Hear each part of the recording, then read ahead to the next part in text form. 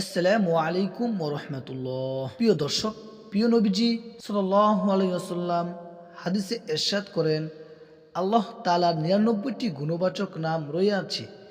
যে ব্যক্তি এই গুণবাচক নামগুলোর জিকির করবে সে জান্নাতে যাবে।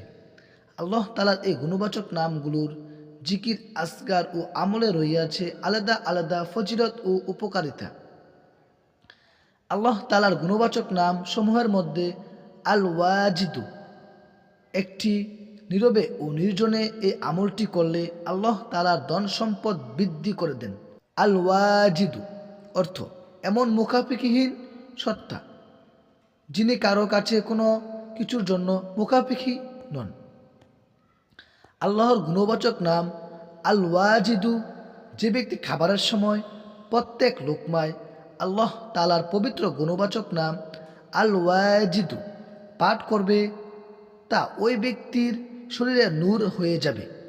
যে ব্যক্তি নির্জনে একনিষ্ঠ মনে আল্লাহ তাআলার পবিত্র গুণবাচক নাম আল ওয়াজিদু পাঠ করবে সে ব্যক্তি ধনী বা সম্পদশালী হয়ে যাবে।